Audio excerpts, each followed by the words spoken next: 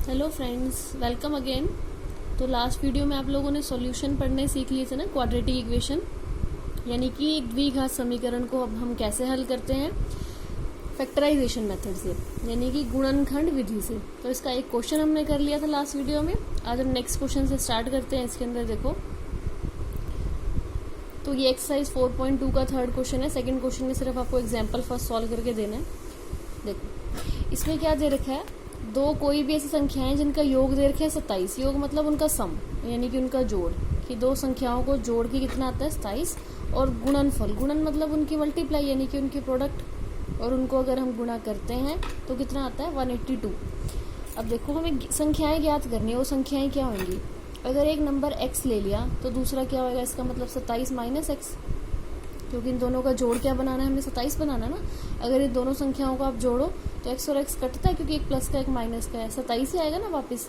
तो हमारे क्वेश्चन के हिसाब से, यानी कि अकॉर्डिंग टू क्वेश्चन, इन दोनों की अब गुणनखंड, गुणनफल कितना दे रखा है 182, इसका मतलब 182।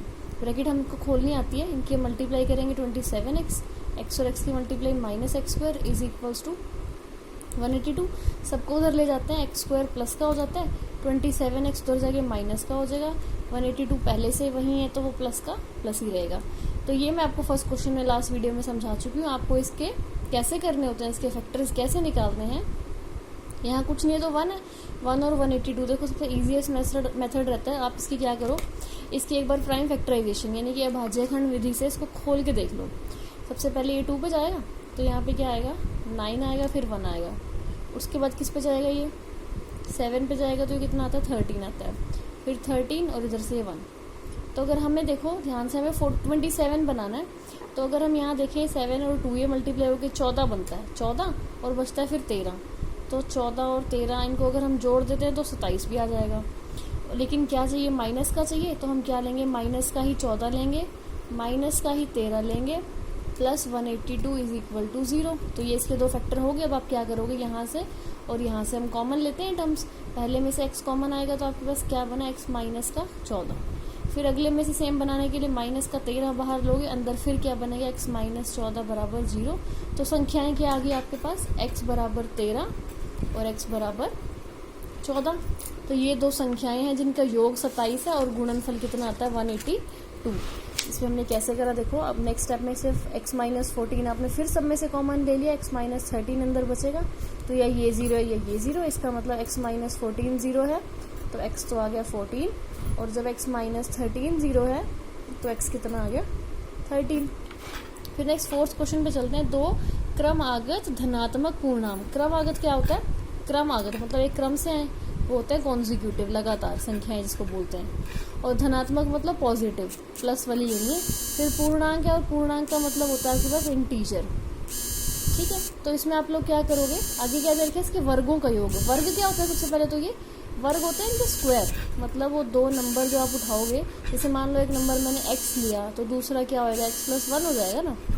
तो अब आप क्या करोगे, इनके वर्ग करोगे और फिर उन वर्गों का योग करोगे। तो जोड़ने के बाद कितना आएगा, वो दे रखा है आपको 365। स्क्वायर हमें सबको खोलना आता है, एक्स स्क्वायर ऐसे कैसे, a प्लस बी का square a square plus B square plus 2ab is equal to 365।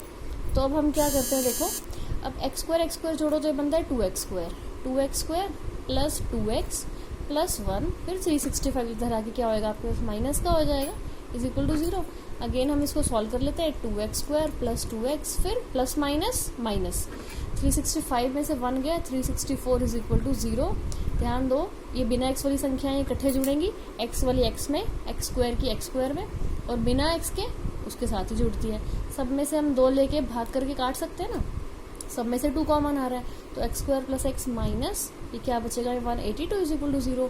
फिर 182 की फैक्टराइजेशन अभी हमने पहले भी लिखी है मेरे ख्याल ये, तो ये क्या बनेगा आपके पास 2 आएगा, तो फिर ये क्या आएगा 91 आता है, फिर यहाँ पे बनेगा 7 आता है, और फिर यहाँ पे क्या बनता है 13, फिर 13 1 जा 13। अब 7 2 जा 14। पिछली बार हमने क्या किया था, 14 और 13 को जोड़ के 27 बनाया था। इस बार हमें 1 चाहिए, तो 14 में से 13 घटाएंगे, देखो क्या बना, एक्स स्क्वायर प्लस इसको मैं क्या लिख सकता हूँ, एक्स को 14x minus 13x minus 182 is equal to 0। फिर अगेन इन दोनों में से x कॉमन, इसमें से माइनस, 13 कॉमन, क्योंकि फर्स्ट वीडियो में से पहले वाली वीडियो में आप फर्स्ट क्वेश्चन सीख चुके हो, तो ये वीडियो काफ़ी आपके लिए इजी रहेगी समझनी। इसमें जस्ट हम क्या कर रहे हैं, वही चीज़ अप्लाई कर रहे हैं जो फैक्टराइजेशन मेथड हम पहले सीख चुके हैं।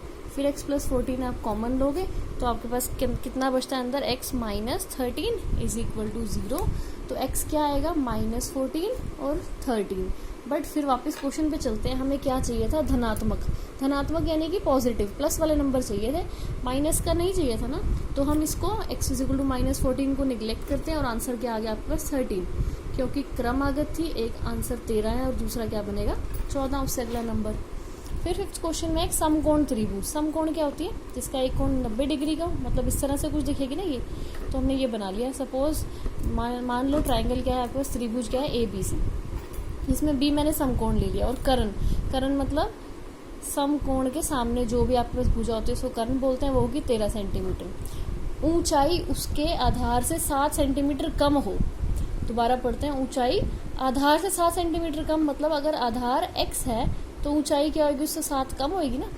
ऊंचाई आधार से 7 कम, वैसे हमने ले लिया। उसके बाद निकालना क्या है, देखो पाइथागोरस थ्योरम अगर हम लगाएं तो इसके अंदर पाइथागोरस थ्योरम सबको पता है, बेस का स्क्वायर प्लस परपेंडिकुलर का square is equal to hypotenuse का स्क्वायर। या हिंदी में क्या कहें, आधार का वर्ग जमा परपेंडिकुलर, इसका मतलब क्या है, उसकी जो भी आपके पास ये देखो 90 डिग्री वाली जो साइड है ऊंचाई होगी ना, उसकी ऊंचाई का वर्ग बराबर क्या होता है, कर्ण का वर्ग। इसका मतलब x का square plus x - 7 square is equal to hypotenuse कर्ण आपको पहली दे रखा है 13 का वर्ग। अब इसको खोल लो, a - b स्क्वायर कैसे खुलेगा, a square plus b square minus 2ab is equals to 13 square 169। x square को जोड़ेंगे 2x स्क्वायर माइनस का 14x, अच्छा प्लस 49 तो ऐसे कैसे रहा, 169 यहाँ के माइनस का होगा इज इक्वल टू 0। फिर ये क्या बना आपके पास 2x स्क्वायर माइनस 14x। अच्छा इनको जब हम माइनस करेंगे तो 169 बड़ा है ना, तो उसका साइन माइनस का ही रहेगा। 49 आप इसमें से घटाओ तो आपके पास क्या आता है 120 इज इक्वल टू 0। सब में से अगर हम 2 से भाग कर दें तो x square minus 7x minus 60 is equal to 0। ये बन रही है हमारे पास इक्वेशन। अब तो अब इसमें हम क्या करें फिर, अब देखो यहाँ पे क्या 1 है, यहाँ 60 है। अगर हम 60 की फैक्टराइजेशन लिखें तो वो क्या बनता है 2, फिर 30, 2, फिर 50, 3, 5 और फिर 1। तो अब आपको क्या करना है, 7 बनाना है ना इसमें से। तो हम 7 देखो कैसे बना सकते हैं, अगर हम यहाँ पे ले 15 और यहाँ पे ले 4 तो 7 नहीं बनता। फिर हम क्या लें, 5 2 10 और 3 2 6, फिर भी नहीं बनता। और 3 2 6 और 5 2 10 यहाँ से बना, ये भी हमारे पास 7 नहीं बनता। तो 2 के पेयर तो हमने लेके देख लिए, उससे नहीं बन रहा, लेकिन हमें 7 बनाना है। अच्छा हम 3 तो उठा सकते हैं, अगर हमने ऊपर वाले 3 इकट्ठे उठा लिए, क्या बना 2 2 4, 4 6 12, 12 बन गया। और नीचे क्या बचा 5, तो हाँ ठीक है 12 में से 5 हम माइनस कर देंगे, 7 बनता है। लेकिन फिर ध्यान रखेंगे 12 हम माइनस का लेंगे क्योंकि 7 माइनस का है, और 12 क्योंकि बड़ा है तो साइन उसी का चलेगा। फिर माइनस 60 इज इक्वल टू 0। अब आप क्या करो, इन दोनों में से और इन दोनों में से कॉमन लेते हैं। सबसे पहले x कॉमन आएगा तो x माइनस 12 प्लस यहाँ से 5 कॉमन आएगा, अगेन क्या बनेगा x minus 12 is equal to 0। फिर हम क्या करते हैं, सब में से x माइनस 12 बाहर ले लेते हैं, तो आपके पास क्या बचता है, देखो सब में से हमने क्या करा, x माइनस 12 बाहर लिया, अंदर आपके पास बना x plus 5 is equal to 0, क्योंकि हमने यहाँ पे क्या किया था, प्लस का 5 कॉमन दिया हुआ ना, तो आपके पास ऐसे ही बनेगा। फिर अगेन हम देखो x इज इक्वल टू 12 लेंगे, लेकिन x इज इक्वल टू -5 को छोड़ देंगे, क्योंकि एक भुजा कभी भी माइनस की नहीं हो सकती। तो आंसर क्या आ रहा है आपके पास, एक 12 आएगा और एक क्या था x माइनस 7, इसमें से घटा दो तो वो बनता है 5। तो ये आपके पास समकोण त्रिभुज की भुजाएं बनती हैं। अब लास्ट क्वेश्चन है, निर्मित बर्तनों की संख्या और उसके बाद प्रत्येक नग की लागत, इनके बारे में पूछा हुआ है। और उसके बाद एक कंडीशन दे रखी है, देखो अगर निर्मित बर्तनों की संख्या मान लो x है, ठीक है, जो चीज़ पूछी होती है उसी को मान लेते हैं, ये पूछी हुई थी तो हम उसको मान लिया कि x है। और फिर क्या दे रखा है, प्रत्येक नग की लागत कितनी होगी, दुगने से 3 अधिक है। अब इसके दुगना करेंगे तो वो क्या आएगा 2x, और फिर उससे 3 अधिक मतलब हम क्या करेंगे 3 जोड़ भी देंगे। तो कुल निर्माण लागत तो 90 रुपये लगते हैं, ठीक है। अगर मान लो मैंने 10 पेन खरीदे और हर एक पेन कितने का है 10 रुपये का है, तो कैसे कॉस्ट बनेगी, 100 रुपये लगे ना मेरे, मतलब जितने तो नंबर में है, जितनी उसकी संख्या में और जितने एक का उसका, जितने भी उसका मूल बनता है, ठीक है। तो हम कैसे करते हैं, अगर आपके पास संख्या x है, मतलब x बर्तन है और हर एक में लागत कितनी लग रही है आपके पास, 2x + 3 लग रही है, तो कुल मेरे पास 90 रुपये लग गए ना। तो उसको हम कैसे लिखेंगे, गुणा में लिखेंगे ना। तो अब हमने वही चीज़ शुरू करी, इनकी गुणा करो, क्या बनता है 2x² + 3x, फिर 90 इधर आगे माइनस का हो जाएगा = 0। फिर आप क्या करोगे, 9 और देखो पहले इसको मल्टीप्लाई करेंगे, 9 और 2 को 18, 0 एक और था 180, फिर 180 की फैक्टराइजेशन आती है हमें लिखनी, हम 2 पे काटेंगे इसको, फिर 90 आएगा, फिर 2 पे जाएगा तो कितना आएगा 45 आएगा, फिर 3 पे भेजोगे 15 आएगा, फिर नेक्स्ट 3 पे जाएगा, फिर 5 आएगा, और फिर 5 और फिर 1 आएगा। चाहिए कि आपको यहाँ पे 3 बनाना है, तो अब इसके अंदर हम क्या करेंगे, इसके फैक्टर्स बना के देख लेते हैं। देखो अगर हम ये क्या करें, 15 अलग कर दें और फिर 2 × 4 = 12, तो 15 और 12, हाँ ठीक है, पहली बारी में बन गया। ये बनता है आपके पास 3 ही बन रहे हैं, तो आपको कैसे लिखोगे इसको, 2x² + 15x - 12x - 90 = 0। इन दोनों में से देखो 15 और 2 में से कुछ कॉमन नहीं आता, x² और x में से x बाहर आ सकता है, तो अंदर बचा आपके पास 2x + 15 बचा, फिर माइनस, अब यहाँ पे क्या है देखो 12 है और 90 है, x नहीं है, x तो कॉमन आएगा नहीं, 12 और 90 में से आप क्या कॉमन लोगे, यहाँ से हम 6 कॉमन ले लेते हैं, 6 जब बाहर आएगा माइनस का, तो अंदर क्या बनेगा 2x बचता है, माइनस पहली बाहर ले लिया, यहाँ प्लस आ जाएगा, और फिर आएगा 15 = 0, ताकि ये 2x + 15 सब में से बाहर आ जाएगा, फिर 2x + 15 और अंदर बचा आपके पास x - 6 = 0। अब ध्यान दो, इसका मतलब हुआ x कितना आएगा, -15/2। ये नहीं लेंगे क्योंकि बर्तनों की संख्या कभी माइनस में नहीं हो सकती और बटे में भी नहीं हो सकती, हम ये थोड़ी कहेंगे -7.5 बर्तन है हमारे पास।